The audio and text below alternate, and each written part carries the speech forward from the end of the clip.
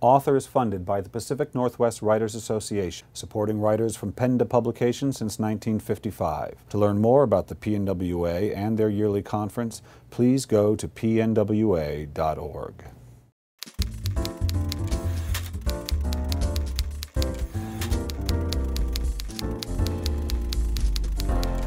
Thank you so much. Thank you. What a nice start.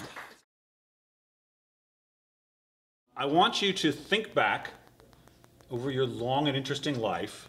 When did the idea that story mattered to you first light up in your head? I knew that I could tell stories when I was... Tell stories? Tell stories. Yeah. Tell stories when I was about 14 years old. I was a Boy Scout, and we built a little tower up there and had a platform of grass. And the intention was to stay there for a week. Simply up there, 8 meters over the ground. Very boring, I must say. After 3 days, we began to roll cigarettes from the grass and from the leaves falling down. It was in the autumn. And from that, you're getting heavily diarrhea, I can assure you. So after sitting for 1 day, we began to tell each other stories. And I couldn't remember, simply. I knew the story of the monkey's paw and Edgar Allan Poe and stuff like that. But I couldn't tell them, and he could, my friend. So I had to invent stuff. And he couldn't sleep for 3 days. And then I knew. He almost fell down, so tired. So that you were making it up. You were making up a scary story. The best scary story is when you are looking here in the bushes just around you, and it's peaceful and the sun is shining, but it's there anyway. Dun, dun, dun, dun, dun, dun. That's the best stories. There's a lot of crime fiction that's become very popular in Scandinavia. It's been popular in Scandinavia for a while. What do you think? What is the appeal, do you think, with your countrymen with crime fiction? I feel like I know why Americans love it. Is it the same appeal, you think, to the Danes, or is it not a country thing? It's not a country thing. Okay, no, I don't think so. No. It's just a human thing, maybe. I was an editor before. I was a publisher too. And I know readers, simply, by editing. And this is the most important thing for me, that we are on the same platform, simply. So I guess that my trick is the missing voice, simply. And what's that? You know it when you see a painting and you hate it. Hasn't got a missing voice then. But another painting, you melt into it. You like it and you give it something and it gives something to you. This is the missing voice of the painting. And you know music also. If you like classical music, you can listen to Beethoven for 2 hours and that's it. Because it's overproduced, it's very well done, but you are getting tired from it. But Mozart, he took out a voice or two so you can hum them and listen to that forever and ever. And the trick about my books, I guess, is the missing voice, that's you. I give you a few details, and you think I'm detailed, but I'm not. You are. You are the grim ones. You are the one who are making a lot of blood when I only give you a drop. So being together with you, giving you the possibility of using your own fantasy, that's the most important thing on my work, I'm sure. Because you can only give 2, 3, 4 details, can't you? You can't paint every hair on. If you're writing me, you can't paint every hair. Every it's button. very tempting, anyway. I'm sure it is, but you can't, can you? And so you've got to find the 2 or 3 that they can fill in. Yeah, sure. That's really the artistry of it. Yeah, I guess so. Well, the real artists should be the readers. So it sounds a little, arrogant, but it's really true. And when I feel that I can meet the readers on their own ground, I do it in my specific way.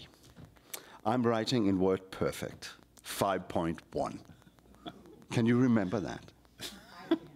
Yeah? Well, you must be over 45 anyway to remember that. It's the blue screen and Korea white letters, and you can sit there by the screen forever and ever, never getting tired in your eyes. That's a little different with the word, whites and black letters, and then you can make a margin, headlines, everything, margins, and suddenly you think it's good. It's not. It's not. I know my is shit in WordPerfect 5.1. I can see that. Then I convert it to Word, and then I see it like a film. The reader's still not totally in my mind. And the third conversion is to PDF. Now it looks like a book. And now I'm, for the first time, I'm the reader himself. And then I see you lying in your bed, reading for 5 minutes. And then your head is falling down. And then I give you a little sentence. And then you're up again for half the page, you know. So I'm stealing half a page from you, one by one. That's the trick. So you have the reader in your imagination as you're rereading. Yeah. As you're rereading it, or as you're writing? As you're writing, not as you're writing it. Not in like the first draft. Or when I'm editing for the 7th time in PDF, I know. You know, many authors doesn't know that readers are actually quite clever and maybe read much more books than yourself. I know, because I never read anymore. I haven't got the time, but that's another thing. Yeah. Are you thinking like a crime reader, or just a reader when you're? I'm thinking like a reader. Just like a. Yeah. The crime story is not that important. No. The characters, they're important. You know, once in a while, I'm being asked, why are you not writing real literature, you see? Not nice.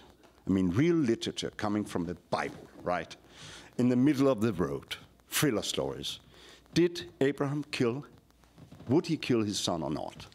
Will Moses cross the Red Sea? That's exciting, right?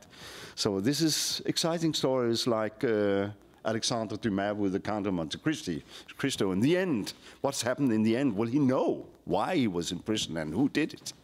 And Victor Hugo, in the middle of the road, real literature is like here.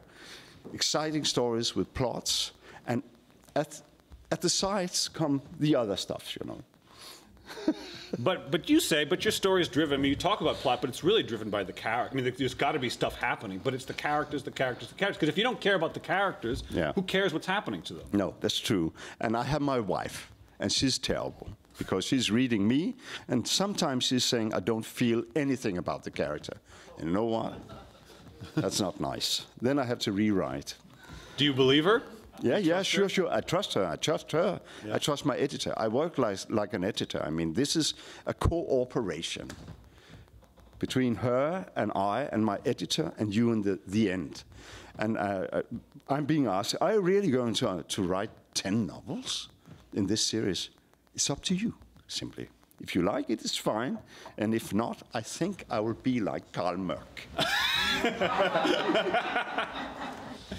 Roger Corman is B-movie king of Hollywood. I read something he said once about horror. He said, oh, today's horror, there's too much gimmicks and blood. He said, in my day, most of the horror happened in the audience's imagination. It happened essentially off camera. Do you ascribe to that as well? Yes, sure. So tell our audience why that matters and why that's effective. Why is it more powerful than just the knife coming at you? Nothing can be more scary than a sunny day where the peace has been disturbed. We all know that. Right. Yeah. Because we all have enjoyed the sunny day. Yeah. Nothing's wrong. Looking upon the persons playing here and there, and suddenly it happens anyway. Right. Yeah. That's terrible. Yeah. You don't mind scaring people. You don't. It doesn't bother you that you're scaring people, that you're giving them a fright. Oh, what's the value in it? I'm helping them out. Oh, you are. You know that. How are you helping them? Well, I'm not saying. I'm just curious. You must like scaring. Should I say it's always good endings, but it's not really. But no, can we stop with a little glimpse in the eye? That's okay, right? Yeah. And it can be funny, and it can be moving. So if we end up there, it's okay to be a little scared on the road. Okay. Now, I have one more question for you, and then I'm going to turn it over to you, and I hope you have some questions as well. And what I'd like you to do for me is finish the sentence for me. Oh. If writing has taught me anything, Just writing of all kinds. It's taught me anything at all. Just taught me what? Oh, combining letters can be difficult.